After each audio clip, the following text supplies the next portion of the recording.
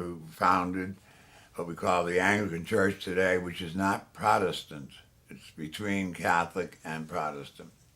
The Orthodox, of course, are the same church as the Catholic Church, even though they don't like the Pope, and you can't blame them. It was all a political fight in the 11th century.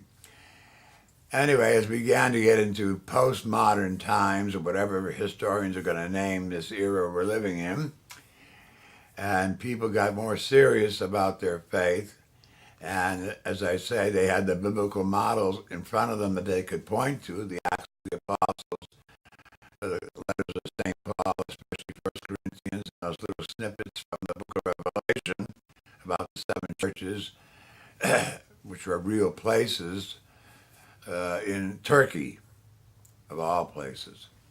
And the consensus of the faithful was the norm.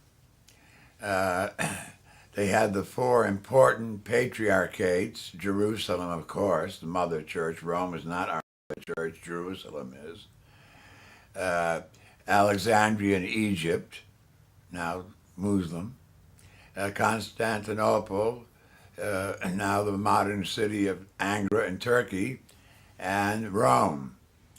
And they viewed it, we viewed it as the man in Rome, because St. Peter happened to die there.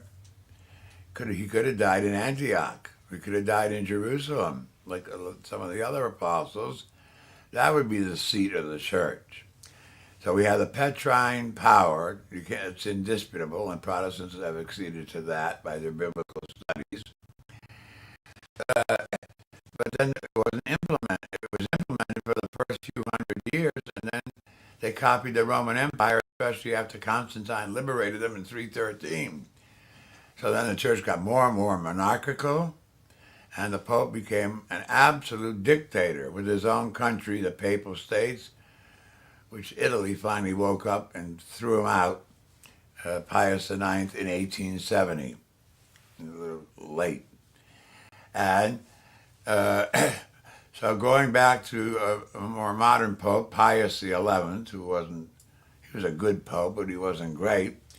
But he used to talk about the necessity of Catholic lay people, because he believed in clergy and lay, collaborating with their bishops to do social ministry. So that's way back in the 40s.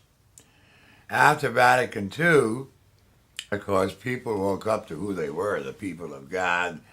They were the final norm of morality and teachings, and not the bishops. But then Vatican II stuck with the word collaborative, that the lay people, the secondary citizens of our church, could or are allowed or are permitted, think of that arrogant attitude, to collaborate with their local bishop or the National Conference of Bishops. Whereas when you read the scriptures, everything is collegial.